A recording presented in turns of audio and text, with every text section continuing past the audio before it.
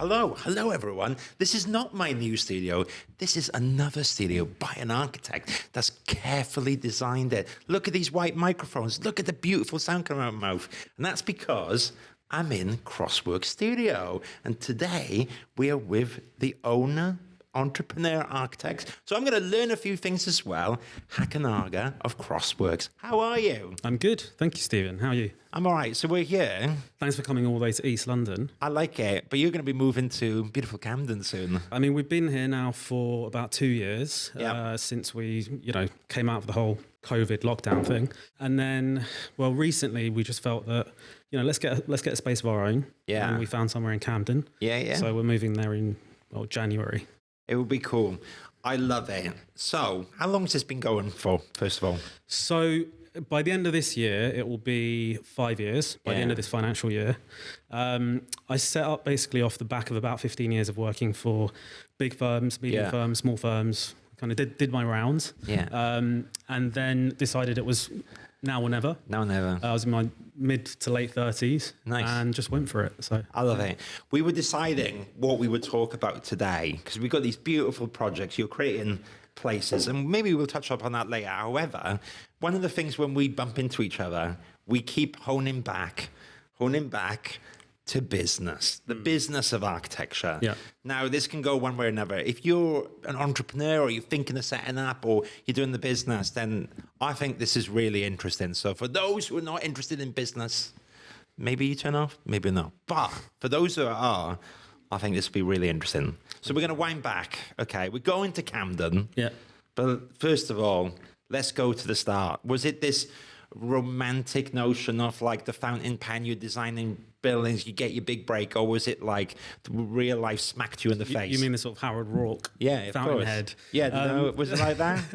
Well, no, I always wanted to set up, to be honest. Yeah. It was something that I always had in my mind. Mm-hmm. And I think throughout my career, I always felt that you had to gain the knowledge. You need that. You can't really do anything without the knowledge. You had to gain some experience, go through a dozen, 50, 100 projects, feel the ropes, and then also really get a network. I think that's quite, it's crucial in business. And I just felt at that moment in time that, I had a decent amount of each of those things, and it might be the time to go for it. So. Just before the pandemic, my gosh. Yeah. Just at the beginning, actually. Yeah, and we'll touch upon that. But we also were talking about, you got different podcasts out there. Yeah. And some of the podcasts I listen to, confession, are not always in architecture, because I think we can learn a lot from the other industries. But there's many architects that kind of think about, one day I'm going to set up a practice. One day I'm going to do this and that. Okay. Do you first of all think that every architect should set up a business? No, definitely not. No, I think there's, in addition to things like network, experience, knowledge, I think there's a couple of other ingredients. Firstly, you've got to be a bit of a risk taker. Yeah. I think if you can't take risks, probably don't jump on the bandwagon. It's because it is a lot about taking calculated risks a lot of the time. Do you go for that project? Do you not go for that project? Yeah. Where do you land on a fee? How much time do you put to something? There's a lot involved. One move left, one move right at the wrong time, and it's all over. So you've got to be willing to wake up in the morning and have that pressure on your shoulders and be able to sort of deal with it without completely losing it. So that's one thing. I think the second thing, you've got to be pretty good with people. It's all about the people that you've got. It's all about the human resource. And I think dealing with people on a day-to-day basis, being the happy face, even when things aren't going so well, that's quite important. And you've got to be a little bit of a chameleon in that there's certain ways that you deal with clients, there's other ways you might deal with staff, and I think that sort of people skill is quite important to being able to run a business. There's other things as well. You need some financial acumen, all the way from setting up the business on Companies House through to getting your accounts sorted, understanding VAT returns, understanding how end-of-year accounts work, to just generally running projects and making them profitable. These are things that should be part of the DNA of an architect, and unfortunately they're not. No, but let's go back to one thing. Again, you mentioned at the start, you said network, and I think that's so true, so telling. Yeah. And I am sympathetic as well, because architecture, there's so much stuff. Neither did I learn about business now, because you're training in uni to be the best architect, conceptual. Then you got the technical stuff. Oof, I wasn't I wasn't interested in that so much. But then the business of architecture, you've got to run a business in this economy, in this everything now. New government, maybe we come on to that a bit later, how things will mix up. But the people skills as well. That's an interesting thing. Yeah. So there's so many facets as an architect. Were you always more of a client-facing person? When you were in practice, was that something that you lent into then? Because that's a trend I see sometimes with business owners. That's a really good question. So I think that's something that you have to put your foot forward. And I think once that happens and you start dealing with clients, then I think you tend to stay there if you're good at it. And that's when you really start to kind of nurture relationships and start to build that network. I do think that if you do sit more back of house, which every firm needs, there needs to be technical staff that aren't particularly client focused. That's important. That's how businesses run as well. Yeah. You need both. But I do think then you're probably less likely to make that network. Yeah, I and agree. therefore less likely in the future to potentially set up a business based on a network. You do have people who set up businesses who are really technically strong. But I think that's generally from my experience, just looking at the market, that's generally the tendency that those who are more commercially focused in practice tend to be the ones who go off and set up businesses. Yeah. So. And you get different, I think it's important to talk about, you get different kinds of businesses as well. Yeah. And a lot are okay. You can have a business on your own, can't you, where you're turning over, I don't know, maybe it's 100K, and then you're working for yourself, and you get money after you pay your taxes and stuff, and that's fine. However, to scale up an architecture practice, which is what you're doing, because now you have how many people with you? So our biggest, we had about 17, 18. Wow. Now we're down to about 12, 13. Yeah, so and we tend to swing up and down depending on the work and depending on some people come, some people go. Yeah. But yeah, we try at the moment staying around that 15 mark. Okay. I think that's a nice sweet spot. Yeah. Hopefully by the end of this year, we'll be looking to go bigger, but let's see. It is up and down though. So I'm 5, so I'm learning in this as well. And so to get to 5 is one thing. And then get to 5 to 10 is another thing. But it's a very different, let's touch upon it earlier, it's very different than running your own business. Because maybe someone that has a few relationships, but they're an all-rounder, they want a nice life, they want to be at home and stuff. Yeah. You can do that. You can be the king or queen in the village back home, have a good life, do the extensions and stuff. Of course. But we're not doing that here, are we? Not so much. No. I think it's partly as well to do with what I did in my career. Yeah.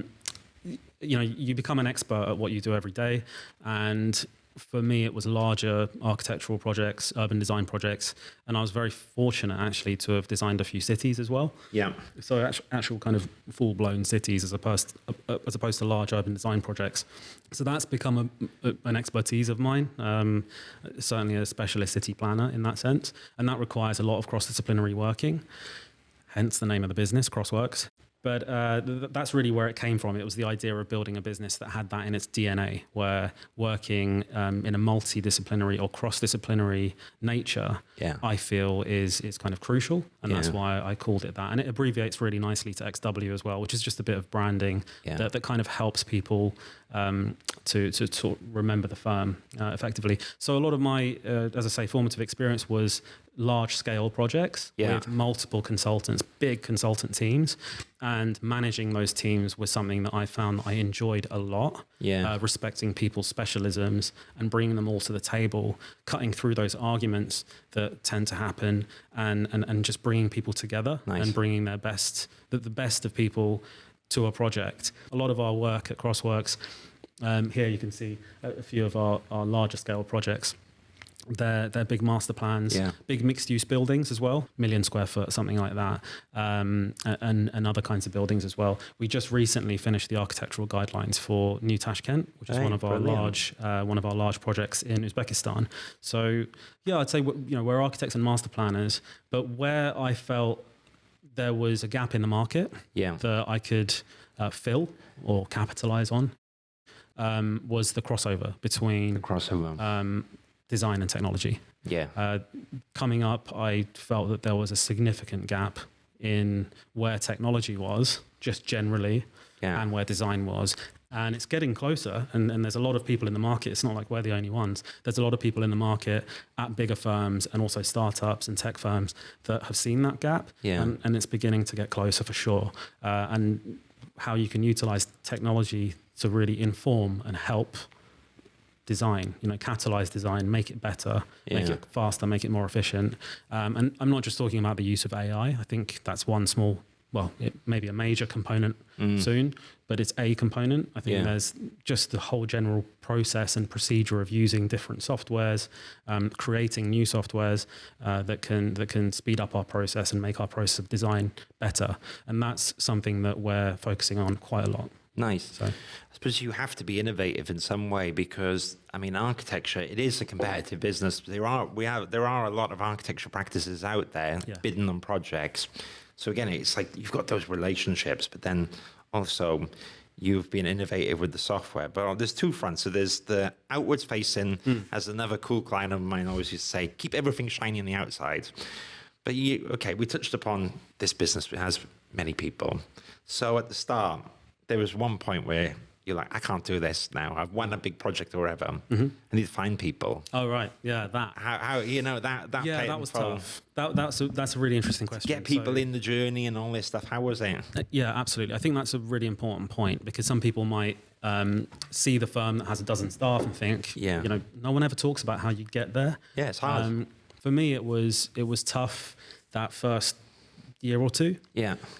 And you can't just suddenly go to PAYE staff. You can't just suddenly start hiring salaried staff. It just doesn't work. Oh, like that. I did, and it was a bloody nightmare. Almost didn't make it. Well, look, that It was too fast, too soon. yeah, too fast. Oh my gosh. You've got to actually do a hell of a lot of the work yourself, most of the work yourself in the first couple of years. Yeah, yeah. There's no way of getting around that. You can't just kind of win a project and start No. giving it off to other people. That's a different business model. That's where you're kind of a BD type person, like an agent. If you want to set up a business, you're going to have to be doing the work. You need a project or two under You're the main belt. resource at the end of the day. Yeah, so you're yeah. paying for yourself, so you better do the work. So that was the first year or two. It was myself, and I would bring on a couple of contractors now and then. Yeah. So having worked in the industry for a long time, I knew a couple of really good people. Oh, you knew that because sometimes you get good contractors, and Yeah. then you get sometimes people who contract for a reason, Sure. because they can't hold down the job. Well, potentially, yeah. Potentially, but the ones I had were people that I knew. Yeah, you had a few people Yeah. maybe they're in between things. You say, hey, I've got a gig right now. Yeah. Just pay you. Good Exactly. work. They're good. Exactly. Clean and easy. Exactly. I had a couple of really good guys. What a blessing, yeah. Yeah, I mean Oz and Marit, name drop them, and others like Alex. Again, it's like relationships, isn't it? Network in a it's different really- way. It's important. There's the clients and then the people you know. Of course. And I think bringing those guys on board and saying, look, I can pay for a week of your time. Hey, Marit, I'll cover you for 2 weeks, mate. Have you got time? Yeah. It was like that. It really was, shoot from the hip. Yeah, yeah. And just counting those pennies. It was like, Yeah. I've got $5,000 in the account. How far does that go? Yeah. And cash flow, you don't have to get paid until was so, tough. you have to pay that contractor the Yeah. week after. Yeah. But me and you with the projects, 30 days in arrears, the client goes, oh, yeah, it's coming. Yeah. We just, payroll for this month's could be difficult. Absolutely. Yeah, no. So that first little period was tough, but then you get to a point where you find that there's enough in the account where you can trigger that full-time employee. Yeah. And you put out the ad, you bring in the first full-timer, and that's a commitment. Yeah. And then you bring on a second one and a third one as your projects start coming in, because obviously as you grow the capacity of the business, your capacity to do work increases, so you can start saying yes to more projects. Your exposure gets a bit bigger. You start saying yes to more projects, winning more work, and you need a lot of luck. So I bid for a lot of stuff in those first couple of years, And and how I did was fortunate. I won quite a lot of them. Well So- done. I was going to say about that because there's mixed, because bids, especially in the UK, they get more and more, certain competitions are more geared towards big. You got to do reports, you got to do this, you got to do that. Yeah, you've got to pick your battles. I think Yeah. you've got to go for the stuff that's quite quick turnaround. Yeah. Design competitions, bids that aren't particularly heavy on the requirements at the Got RFP it. stage. So if someone gives you an RFP and it requires a 50-page report with 3 weeks work, you're not going to go for that as a startup. Too hardcore, yeah. If someone sends you basically an RFP or an information request that just requires a CV, a couple of pages of text on what you're going to do, go for it. Yeah, and well, that's what wow. happened. Yeah, That yeah. happened on a couple of quite big contracts where we put forward a really good idea. took a week of my time. Yeah. We won it, and that Nice. then paid for 3 new staff. Yeah, so you do need a bit of luck. You really do. I don't think luck is spoken about enough in what we do as startups. You can have someone who's equally hardworking, does exactly the right things, but just keeps just not edging it to those wins. And we were quite fortunate that we won a couple out of, let's say, 20 bids we sent out. We won a few, and that managed to pay for a few more salaried staff. And then the business kind of grew from there, and it was always just growing sustainably. And I was fortunate enough to have done that gradually and just made things work and sort of interlocked projects a little bit so that you're not overexposed. And that's when you can get to a point where suddenly you wake up one day and you're like, oh, we've got 10 staff. Yeah. And you've done it in a responsible way where you can still pay for their salaries for another 6 months if you don't have any more work. Yeah. Which is the runway, so you've got a 6-month runway. Because I think that's kind of what you want to get to, is a 3 to 6 month runway where you can feel comfortable and sleep at night. Fair. So, It's interesting. So at the start, when you're building a business, you're doing everything, and that's the hardest thing when you first, because you've got to do the marketing, you've got to have the relationships, and you've got to get the work, you've got to deliver on everything. So you're doing this truly 360 role. Yeah, you have to be an all-rounder. Then you hire people, things start shifting. How does that look like from your point of view? Did you, because you still, let's imagine you got 100% capacity before you were doing marketing, 20% this, that. Yeah. As you go, as you scale, what does it look like? Where does your time get pulled into? I'm still doing everything. You've got to be aware that for the first 5 years, maybe even 10 years, unless you take off like Big or Morrison Company or one of these companies that are doing really well, and then you can suddenly start hiring loads of people in. But in our case, we've grown sustainably, but not quite to the level where I can start bringing in directors on big salaries to cover major components of the business. I still have to have 5 caps on. So I'm still, a director with 5 director roles. But sounds fun. Look, listen, I think in the end, you've got to kind of do it yourself so that later on, when I do hopefully deputize it to others, of course, I know what to tell them to do, or what to ask them to do, I should say, and have the approach. I think when people hear this, though, because for me, I think the more, again, talking about how difficult a business can be. I mean, I love it, but I always say to people down the pub, I think you've got to be crazy to run a business. That's the first thing I say. I try to convince people out of it, because I think then if they still do it, then maybe they'll be all right. Then it's your fault. Yeah, but you can't just decide like getting a dog for Christmas. It's like absolutely not. It's a huge commitment. Fail. Yeah, it will just fail otherwise. Yeah, and just to labour on that point, maybe it's not for everyone, because you've got to be, like something's popped up and you're looking at it. My phone was beeping in the thing. It never ends. And in my head, I'm like, why is someone not picked up the phone? But I was just muting, by the way. No, you can mute. Pinging, no, but I think it's important because it's full of interference. It's all this stuff, and actually, I think you have to really deeply think in yourself as a person. Go, what do I really want? Do I want a business because someone's telling me, or is that me? So for like last night, quick minute, I had an idea at like 8 o'clock, 9 o'clock, and I couldn't stop thinking about the idea. And my partner's used to it now. It's like, oh gosh, Steve's got an idea, watching TV, and I'm buzzing, right? But it's kind of a curse that I can't just switch off. Mm-hmm. Yeah. One of my close friends is like, you need the hobby, something else. And I'm like, nah, it's all in. The business is the hobby. The business is the challenge. The business is the stress. I agree. If you're not okay with that, then I think maybe you shouldn't do it. Well, I think in a way it's also the other way around, in that you set up a business because you're someone like that. Do you know what I mean? Here we are. Yeah. And if you're still here, you're one of us. Yeah, I'm not sure that it's. I think it's because you can't really turn off, that you decide. Oh, by the way, working in practice isn't enough. I actually need all of my time to be consumed. And so you end up setting up a firm. But look, I'm really glad I did it. It's there's ups, there's downs. Me too. It's very volatile. Anyway, there's lots of positives though as well, and I think as a business owner, you have to surround yourself with people also doing it. And actually one of the things that I initially thought is, even competitors, you think, oh, you're going to be out for each other.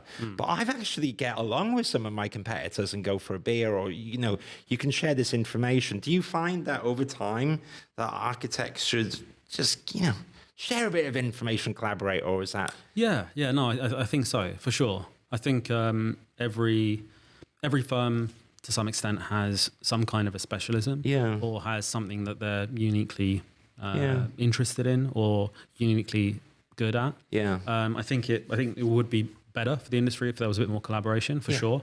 We're really open to it. I mean, we actually have performed as a sub-consultant for a number of firms, Yeah. and we're happy to. Okay. It's, being a lead consultant is one thing. It's great, where you've got subs underneath you and you've got a direct interface with the client. But we're quite happy to be a sub as well. I guess my last one to get your pearls of wisdom on, because you're a bit further along in the journey than me. Just a bit. I mean, not much. What, a couple of years? 1 year, 2 years? It's good. I'm learning as we go. Culture. And so the big mistake I made at the start, we're going to get experienced people. Yeah. And there is something in there. Oh my. We're going to be fully remote. It's going to be fun. Oh, wow. Fully flexible. Big subject. And so we're actually returning to work at the moment. Yeah. And it's been okay, actually. It's been worse because I'll be honest, I was a bit, oh gosh. I think everyone's been quite reasonable if you're quite reasonable with them. And basically I've explained maybe there are some genuine business cases for working hybrids, because I've gone the extreme of going fully remote to hybrids. But then also we are returning into the office in the industry. I mean, so what's your thoughts on that as a subject, first of all? We're 5 days in the office. So in the beginning, when I first set up, it was obviously pretty hardcore. I was doing at least 100-hour weeks.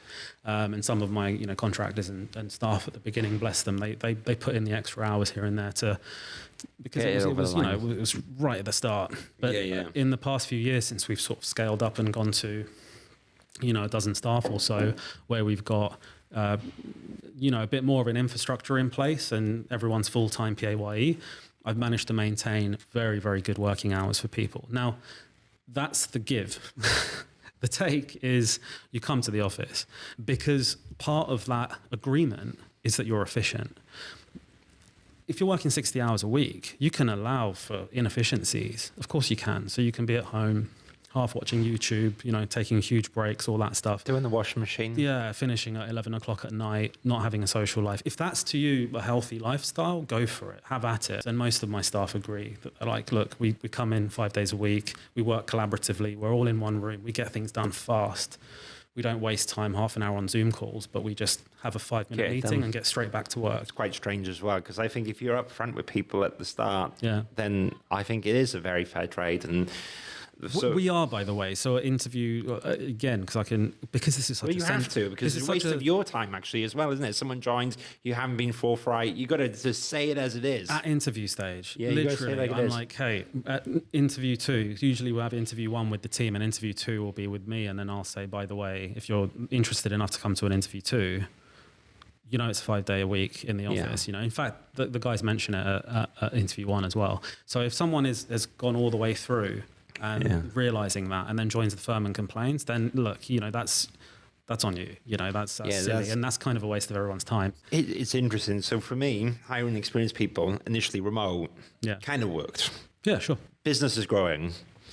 Where I'm going with this is, you have some students at the moment that have just gone through the pandemic. Now they get back in. My business, I'm looking at getting more junior people in the medium to long term. Yeah. How can you do that remote? It's crazy.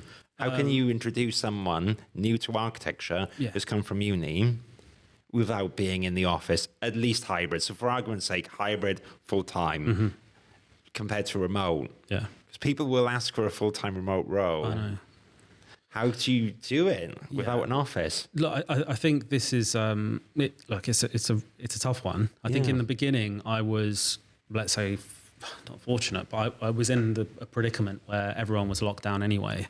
So just gotta roll we with the started punches. work from home in the first place. So for us, it's been very clean. It's been work from home when it was a law to work from home, and as soon as it wasn't, we were full-time back at the office. in. I never messed around with hybrid. Part of the reason for that is because I'm a bit closer to my staff age-wise. I was a technician. I still am a technician. I'm kind of a technician running a business in that, I was doing 3D models until, just yesterday. So I knew that you need 2 screens, 2 27 inches with your laptop, all set up with your creature comforts, Ready to go. with a proper ergo chair.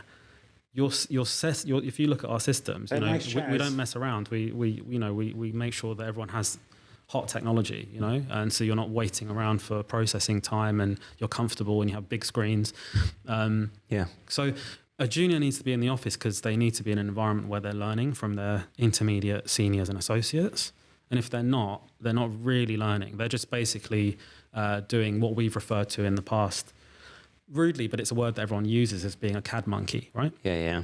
So if you want to be a CAD monkey, fine, but you're not really learning much. You're kind of when you're in the office with your senior and you're saying, what do I do with this? Can you help me with this? And they come over and they answer questions on the snap every 5-10 minutes, then you're learning. Yeah. So I'm not sure how that works unless you really just want to be a production guy and that's all you're doing. Yeah. When you get sort of intermediate and senior level, you're the one who's supposed to be mentoring the juniors. So again, how are you doing that unless you're sort of sat next to them?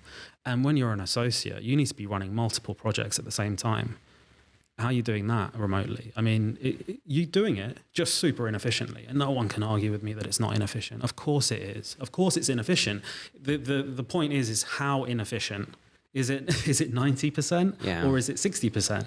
But why argue all this? Why debate it? Why not just get back to the office and all of us as an industry work hard to stick to a 9 to 5:30 job? I feel like we're all avoiding the elephant in the room, which is it's not really about work from home, work from office. It's how long are you working?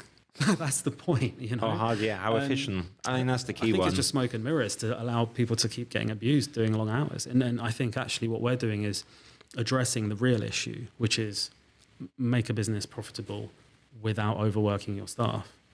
Yeah. Deal with that. And then after you've done that, let's talk about this hybrid an issue. Because, by the way, I don't want to sound too militant. A lot of my team, if they need to work from home for some reason, they're allowed to work from home. Yeah, so just ask. Because they've got a doctor's appointment, because they need to pick up their kids from school one day. Or delivery, whatever, I don't know. And there's a whole bunch of stuff, delivery.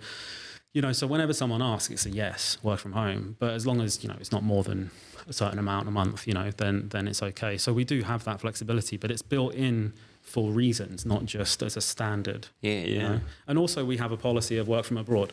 So in our team, we're like the United Nations. Everyone is from somewhere else. We don't actually have any. I'm the only Brit, I think, in our staff. I might be wrong, but I think Matt has the minority residency. But I'm the minority. Is that because they're all international? Yeah. They can go and work from home for a week or two. Yeah, because they'll have a holiday for a couple of weeks in the summer back in Spain or wherever. Yeah. And they attach to that 1 week work from away. Yeah. And they're back home for a bit longer. So that's a nice benefit. Workation. That's what. Workation. That's exactly what the cool kids call it. Yeah. I think it makes sense. I think it's about structuring it, and so it's really interesting. But with your question you asked about how you make it work, I mean, what are your thoughts about it? I mean, are you going to take an office space soon? Or? Yeah, but that's the goal. I mean, right now we go into WeWork 2 to 3 days a week, but without no structure. Is it 1? Is it 2? Is it 3? So what I've said now is there's key days where we're all in. Yeah. We try to collaborate. There's only 5 of us. We shouldn't be booking each. We work across London. So there's a few things that I've had to do there, collaboration and stuff. But I've got very different personalities and architects. So, some big different personalities. But what I was going to say with the tech, so very different because my business is just Outlook. So everyone's got a laptop. Mm-hmm. Everyone's got a nice phone. Yeah. And a 13-inch MacBook, is fine for Chrome, Outlook, and CRM system, which is Customers Relation Management System, right? I'm not generating 3D Max models anymore. Gone are those days. Yeah. But when I did, I was a MicroStation there. You need every inch of real estate. Of course. And at home, I got a 34-inch monitor. Because, But in this job, how do you do that? Like, you've got to have all the processing power somewhere, right? It'd be like having a tiny little drawing board that big in the old days. Like, it wouldn't make sense. Yeah, the bigger a drawing board, the bigger you got to do it because it's a visual industry. I think some of the bigger firms are making that statement now. Yeah, but it's always been our thing. It's not like it's something that I've just started recently. We've said that since lockdown ended. Yeah, we're always going to be in the office because I've always had that I've always had that opinion, and it's partly because I learned everything I ever learned in the office. Yeah. You know, So that's why I wanted to go around, because I heard an interesting quote that, you know, you should treat your career and your professional careers as a business. And I always think that actually going into the office, especially early in your career, you kind of accelerate in your career, so you get more time. For So yeah. it's less about even sometimes what me and you think. It's like, what's the best thing for an architect in the making? Yeah. And I think it's like them throwing themselves in, really. Because actually architecture is not something, we talk about business actually you can't half-ass it, you got to do it. But it is the same for architecture. That's the reason I didn't get my Part 3, because I was like, it just didn't feel the thing. And Yeah, what happened with that? How come I you don't know. went through? But I didn't get the buzz. You know, you're on about the technical drawing. I just didn't have the buzz that people had. Yeah. And so I was like, well, I have to do it. So I was clock watching. So I would be, I'd be very happy with you going home at 5:30, but I just didn't have the thing. And I think you've really got to have the thing. You've got to, the same way I'll talk to you about, I don't know, how to work out corporation tax, how to do this, how to do that. I've got the thing for this, for whatever reason. Yeah. But you've got to have that for architecture. And I think there's so much things going, you know, talking about fire regulations, you've got all this stuff going on, but you get the passion kind of, it gives you light at the end of the tunnel, because what other career can you design a building, a hospital that people use all the time, or new places or new cities? This is amazing. But we know it's not the highest paid job in the world. We know it's all this stuff. So you've got to really want to enjoy it. And then I think in that sense, going into the office, being there, doing it for yourself, being selfish for you, to me, if you can get that mindset, I think you'll go further ahead. It's also healthier for you. Yeah. I mean, again, maybe one of these unspoken truths, which is that everyone's just ignoring the fact that being stuck at home is just not good for you. That's why I put loads of weight on the pandemic, like, and you know, it's slowly dropping off. But like, it's just being at home. It's just, it kind of, and you go a bit crazy in your little world, you know, team meetings and all this stuff. I think the more you're around people, the better you become with people. I think it's important to be out there, out and about. But you still have flexibility, and I think that's the important thing, because what I would say is pre-pandemic, I would meet some amazing female architects. They have a child, they've got the life, they're doing the school runs, they couldn't get a job. You know, it was crazy. So I do think flexibility is important. Yeah, we have it. I mean, you can ask anyone in the business. Yeah. At no point have I ever said no to someone where someone's doing a they school need run. they need I used to to find leave that early, crazy they need to come in before. late sometimes, it's fine. So it can be, you know, 9:30 to 6. It can be a bit later than that, even 10 to 6:30, and you can make up hours on other days. So I trust my staff implicitly to cover the work. You can sort of see what's the output and go, is that a week's work? And if it's not, we have a conversation.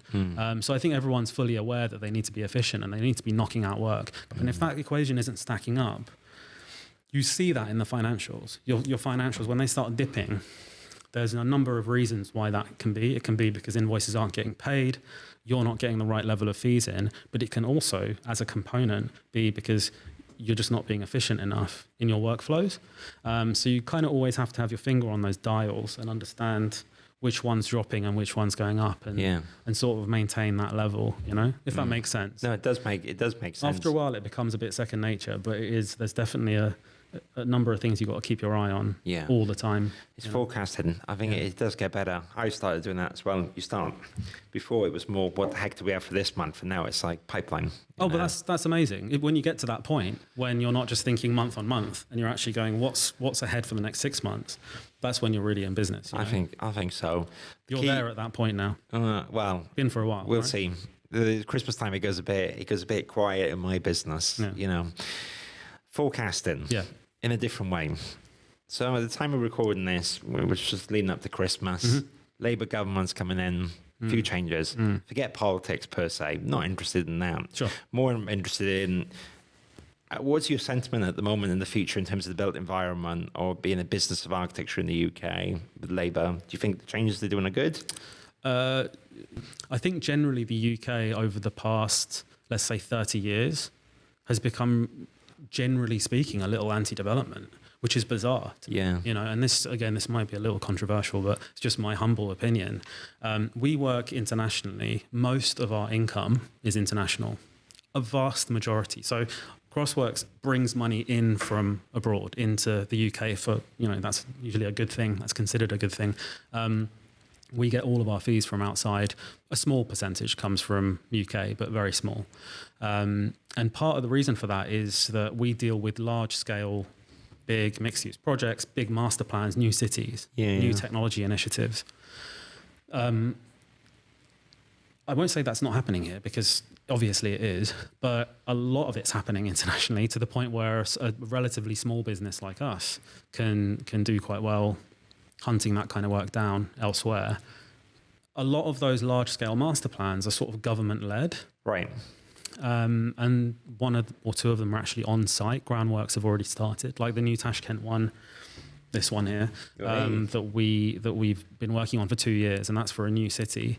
And that went from pre-concept to detailed master plan within 18 months, which is a super fast timeline. And then now we're going in sort of 2 years on that project, developing up the architectural guidelines.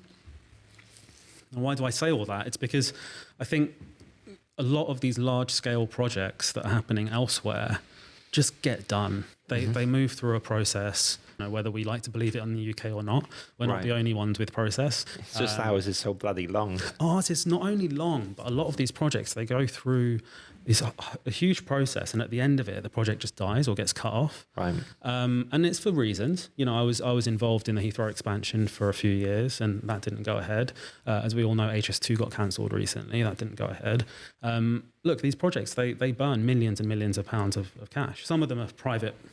Something like Heathrow would be a private project, not any taxpayer money there. But there are others that are public funded projects that just don't come to fruition. If we kind of want to compete on that international stage, I think personally, again in my humble opinion, we probably need to start, putting the foot down on the accelerator a bit and starting to build stuff, because other countries are steaming ahead. And if the UK wants to catch up, not only do we need to build homes, we need to build infrastructure and fast, Earlier, you touched upon using tech to help you in your business. Now, we talked about the forecast in the UK. We need to cut through a few of the policies. That would be cool. Is there an opportunity with technology, AI, everything at the moment? It's quite exciting. There's a lot out there. Do you think there's a real positive opportunity at the moment that this can be used to accelerate businesses, or is it a fad? No, absolutely. Yeah, there is a huge opportunity. I think any business right now that isn't using AI to some extent and isn't looking at how they can expand into the technology sphere in whatever way, especially in the design sector, it better be doing something else really well. You know what I mean? Because I think it's everyone else is going to start accelerating. It's an example that's used to death in our industry. The idea that so I was born in 1982, which is the same year that AutoCAD 1 came out. Wow! So I'm as old as AutoCAD, basically. And actually, AutoCAD is still gets used. It's still used, but it's not. It's been overtaken by other software packages. Some of them built by Autodesk themselves, of course. But I think the simple point being that back then people were drawing with pen and paper on huge drafting boards. Even I had a drafting board when I was in my first year at uni. But when people transitioned over to CAD, there was obviously a quick increase in pace and efficiency in their work, because they weren't having to draw again. Every time there was a design change, you'd have to redraw it, stick another piece of trace over the top, redraw it. It was just so slow. Whereas now it got to the point drawing digital lines, and it was just so much easier to move, delete, redraw. All the things now we take for granted, but back then it was a revolution. And then 20 years ago, Revit comes out, and people realize that actually we shouldn't just be drawing in 2D, we should be drawing in 3D. And not only should we be drawing in 3D, but we should actually be using real components, like actual, concrete infill panels and actual window frames that are specified to a manufacturer, and put things together like a giant Meccano set, and then share them with other architects and work on it at the same time, and with M&E and structures. And there you go, you got BIM. Amazing, right? Amazing speed. And now one BIM user can, I would venture to say, do the same as a room full of probably 50, 60 draft people from 1981, you know? So the amount that the efficiency has gone up exponentially, right? I think now what we're going to see is another jump, and we're seeing it right now. And it's not just, you know, Midjourney, and you know, I think we all get what Firefly and Midjourney can do fine. Great. It produces images and it helps out some generative image making. I think the big jump is going to be when that actually can be implemented into the 3D experience, into that 3D production, where the BIM model can actually start bringing that AI in, and the AI can actually turn 2D into 3D, turn 3D into that BIM model. So I think back to your original question, people that are utilizing this journey or who have jumped on that bandwagon on that journey are like the people that did actually jump onto the Revit bandwagon and did jump onto that AutoCAD bandwagon 40 years ago. And I think, you know, is there anyone still drawing by hand today, 40 years later? But nothing significant can be done by hand anymore. So. I think it's an opportunity there. So you agree. So it's an enabler, not a takeaway. If I remember spending like 2-3 weeks a month collaging when I was at part one, the perfect image, getting the sun, getting everything, getting the sky.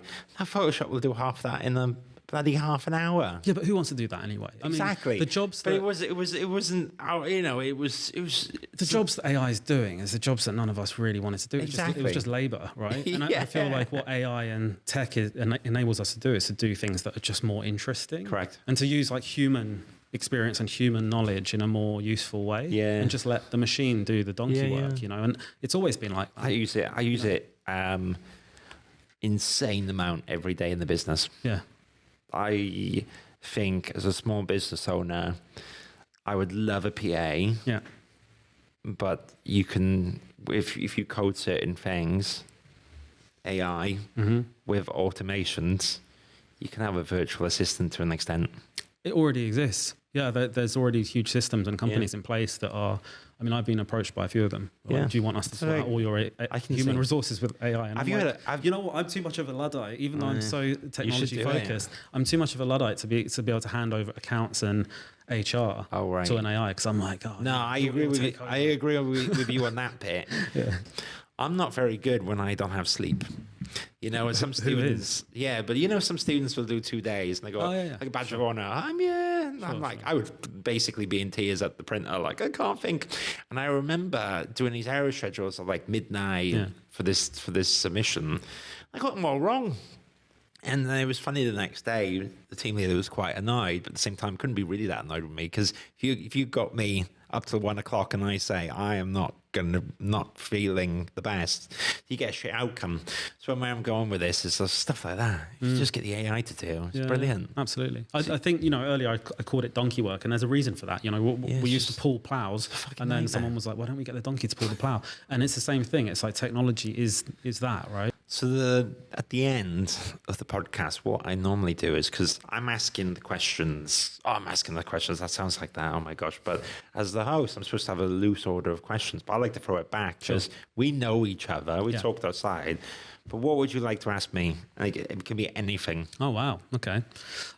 What have you? So your part of your business is actually human resources. You actually find jobs for people, right? So a lot of recruitment. All the revenue and the social comes from recruitment. So what have you noticed in terms of culture change? And this is me being a bit provocative, but also I'm just interested in what you think. What have you noticed in terms of culture change, the requirements of people looking for new jobs?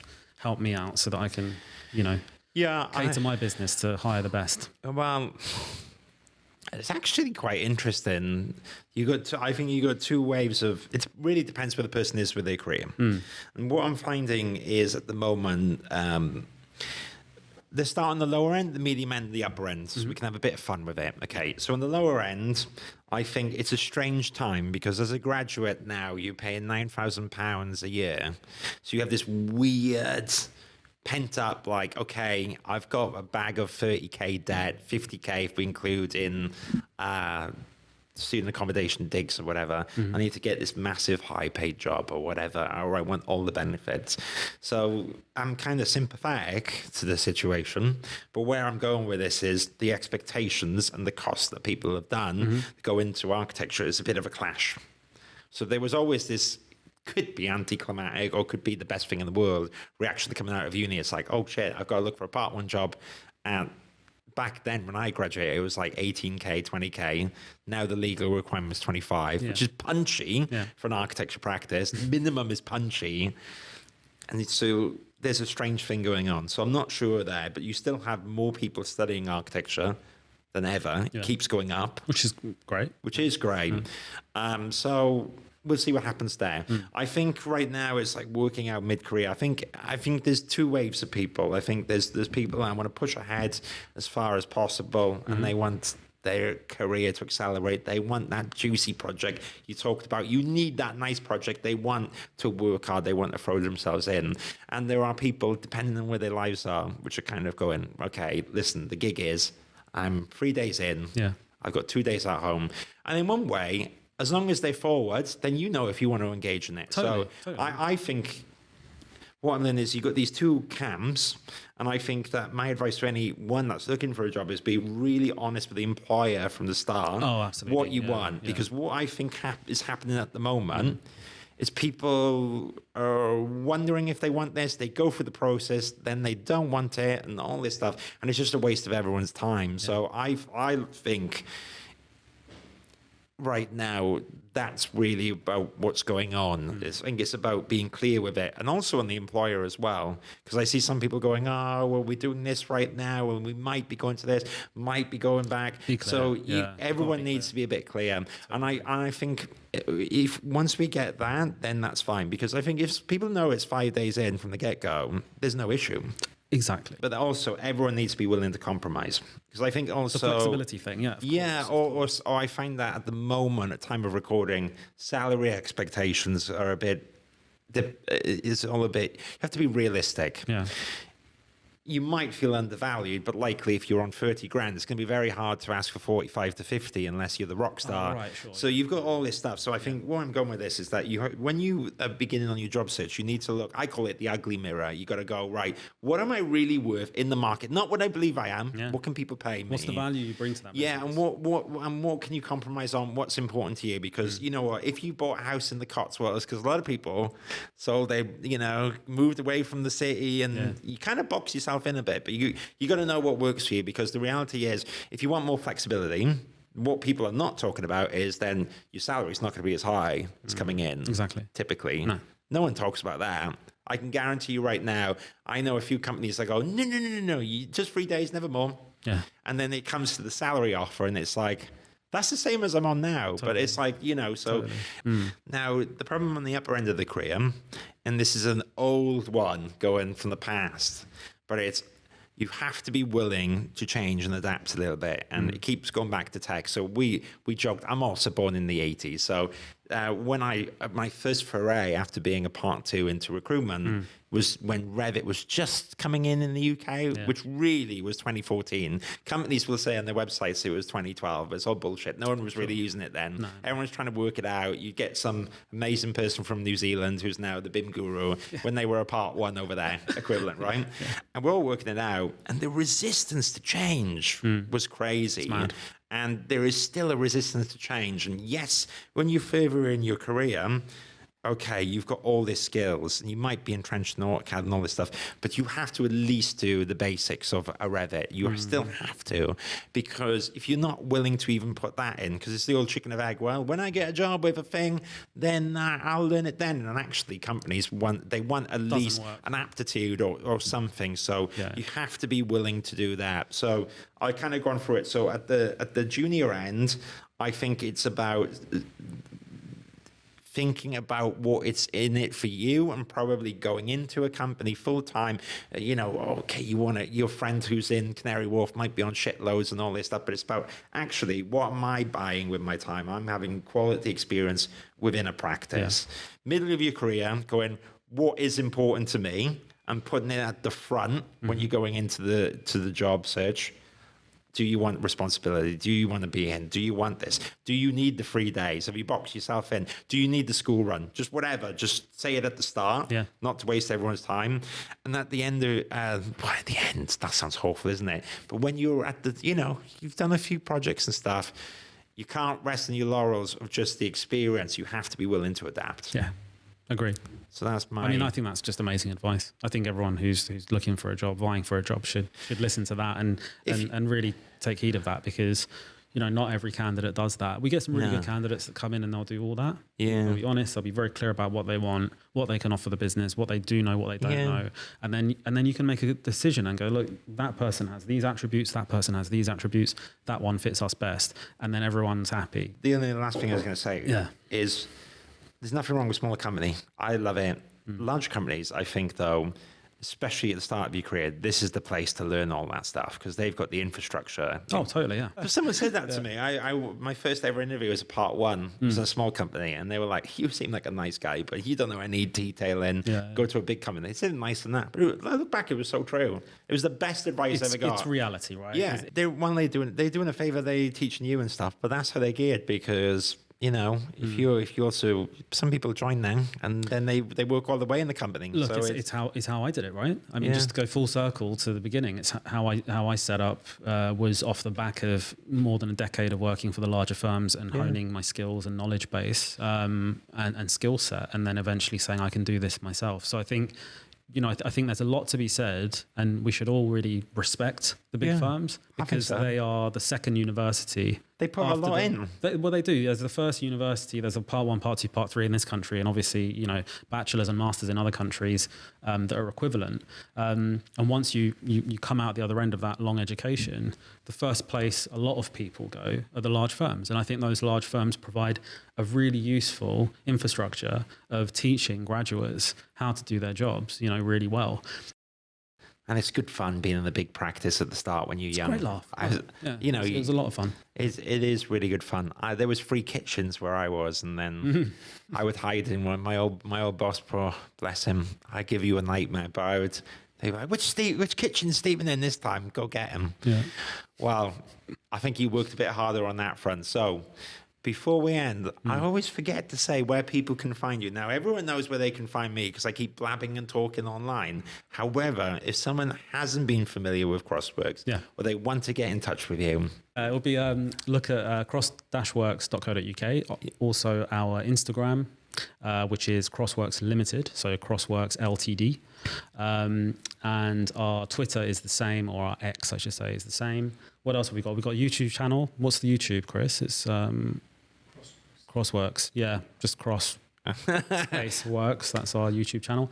And also, we've just been published on Dezeen this past week. Congrats. So thank you. Yeah, you can just type Crossworks and we'll come up. And it's the story about the new Tashkent master plan that we delivered recently. That's just been approved and now being built on site, which is really, really exciting for us.